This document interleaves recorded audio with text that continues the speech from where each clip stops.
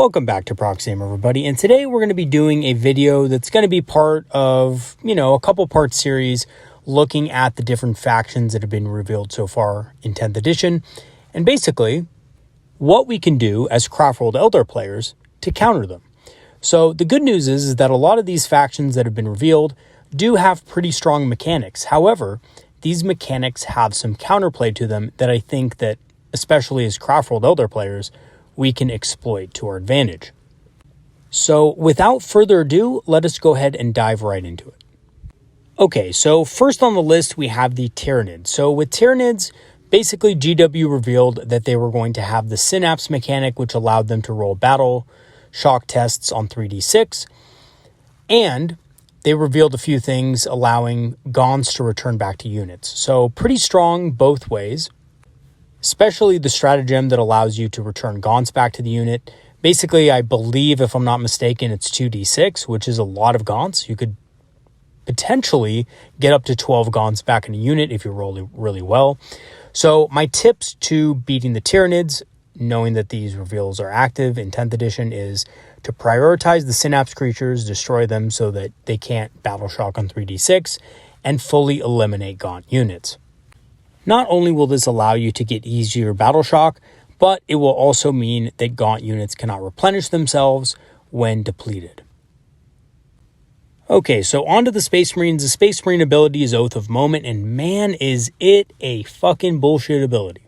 And the reason why I say this, I'm not much of a complainer when it comes to this stuff, but Oath of Moment seems like it's Guide and Doom just wrapped up together for the entire army. And that's pretty strong, and I think it's probably one of the most strong abilities that we've seen coming out of the gates in 10th edition. So, how do you beat this, right? How do you defeat Oath of Moment? So I've been thinking a little bit about this, and basically we just have to play the Eldar game, right? Which is don't reveal your biggest threats early on in the game. Wait until late game to bring out your biggest, units and most potent threats. And basically just use the early game to make efficient trades. And trust me, Space Marine players are not going to want to use Oath of Moment to take down Rangers or Vipers or other expendable units like that. So use the early game to make efficient trades, and then in the late game, bring out your greatest threats when the Space Marines army is depleted and Oath of Moment won't mean as much. As for the Necrons have an ability that basically revives D3 models per unit in their command phase. This is increased to D6 if the unit is a warrior model unit. So Necron warriors get to res, more models. And this ability increases even more when Necron models are on objectives or joined by characters and things like that. So, when it comes to the Necrons, try to eliminate entire units where possible and don't spread the damage out too much. So basically the same as before, right? Necrons in both 8th and 9th editions essentially work the same way. You always wanted to be able to eliminate full units at a time. And nothing has changed in 10th edition. Eliminate entire units where possible and make sure that the Necrons can't resurrect efficiently. And then we have the Sisters of Battle. So the Sisters of Battle, I have to say, are looking really strong in 10th edition. Not just because of their miracle dice and other things like that, but because of their Exorcist tank. So we don't know exactly how expensive this tank is, but man, its rules are really incredible. And I think it's going to be incredibly effective at taking out Eldar units, especially things like Rangers, Aspect Warriors, your Dire Avengers, or, to be honest with you, even your jet bikes, right? Just because of the fact that its indirect fire is so strong, it basically ignores indirect fire when standing still. Having the heavy keyword as well as the ignores cover keyword, it can really take a chunk out of our units that are hidden. So, against Sisters of Battle, you really want to prioritize killing these things to give yourself a fighting chance in the late game and protect your more vulnerable units behind obscuring terrain. Because the Exorcist tank is really the only model in the Sisters of Battle arsenal that can ignore line of sight. And on to the Leagues of Votann. The Leagues of Votann have been kind of an easy matchup for Eldar, I feel, in 10th edition for the most part. And I have to say, even though they got a lot of flack for being a really OP faction, which I'm going to be honest, against a lot of other armies out there, they were very OP and impressive, but it looks like they've been toned down quite a bit. So with the Leagues of Votann, my advice against them is to simply finish off enemy units with your own expendable units so that you don't generate grudge tokens on your more valuable units. And then, if possible, use those same units to screen their slow-moving army. So a good tactic would be to use Vipers and Rangers and things like that, maybe even Guardian Defender squads, depending on how they're priced, to eliminate and finish off enemy Hearthkin Warrior units and Pioneers and so forth. And then use those same units to basically screen off your opposing army. And the reason why is because Leagues of Votann is very slow. They have really slow-moving models in general. So you can slow them down and at the same time not give them a good target to basically allocate grudge tokens to. Moving on to Chaos Space Marines. Chaos Space Marines are kind of one of those weird factions that have a lot of different unit versatility and stuff like that. And there's no one strong answer to any kind of particular army because they can do so much.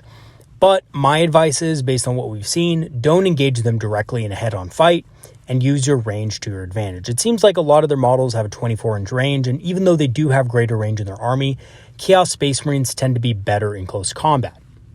So they're definitely going to want to engage you in combat with several units, so don't fight them directly, use your range to your advantage, and lastly, wait until they are weakened or in vulnerable positions to swing the fight in your favor.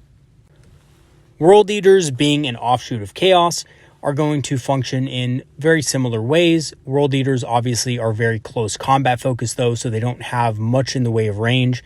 However, a good trick against the World Eaters, especially the Berserkers, is to shoot the Berserkers with something weak first to trigger their movement ability and bait them into range of your shooting in close combat. Here's the other thing about World Eaters, which I recently learned, is that their D6 movement ability does not work when they're disembarking from transport. So if you shoot their transport and they disembark, they actually count as battle shocked and they're not able to use their movement abilities. So if your opponent does have them in a transport, which most likely most Berserker units will be in rhinos and things like that, make sure to destroy the rhino and then basically you can shoot at the World Eaters inside without having to worry about their, D6 movement towards you every single time you shoot. And then we have the old Imperial Guard. So the Imperial Guard are one of those armies where I kind of looked at and thought, you know what? Something a little bit different is going to be required to take these guys on. So basically, hear me out with this. What you want to do with Imperial Guard is they're mostly going to be using 20-man blobs now because that seems to be the most synergistic way of getting a lot of damage in with their orders. So what you're going to want to do with these guys is aim to kill all but one or two guardsmen in a unit to prevent order efficiency and, of course, the reinforcement stratagem. So the reinforcement stratagem is 2 command points, pretty hefty cost, but it allows you to basically return a full unit of 20 back onto the battlefield from strategic reserve. And depending on how much CP efficiency the guard has, you're going to be able to do this several times in the game. My guess would be that you could normally say that you're going to be able to use this at least 3 times in a game. So that's pretty insane. So what you're going to want to do to prevent this is just kill every single model in the unit except for 1 or 2. Leave 1 or 2 models there, and then your opponent can't use the reinforcements ability. And of course, this won't always be the best option, but it is a pretty good option to use, especially if there's a commissar in that unit, because if the commissar is the last model next to a single Imperial Guardsman, and that guardsman fails a battle shock test, you can be sure that the commissar is going to choose to either shoot that guardsman to make sure that he isn't battle shocked, or going to leave that guardsman alive and just fail the battle shock test and count as, 0 command points, essentially.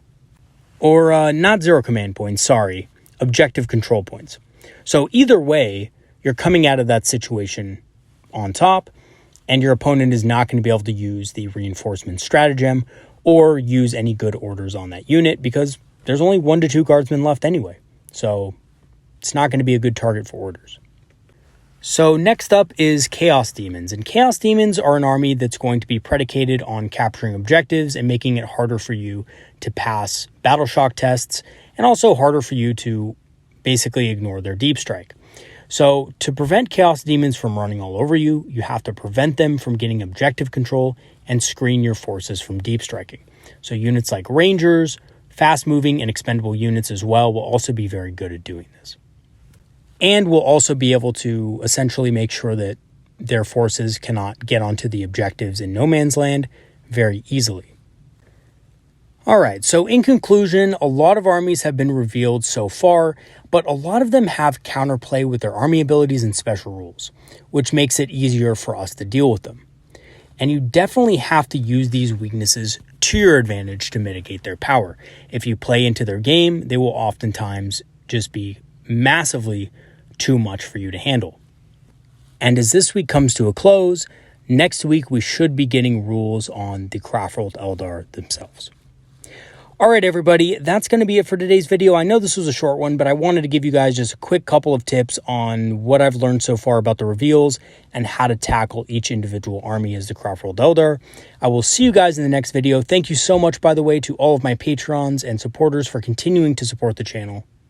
I will leave my Patreon and PayPal links in the description for those of you who want to support the channel further. And once again, thank you so much for your support. All right, everybody, that's going to be it for today. Peace out, and see you guys next time. Have a good one, everybody. See you later.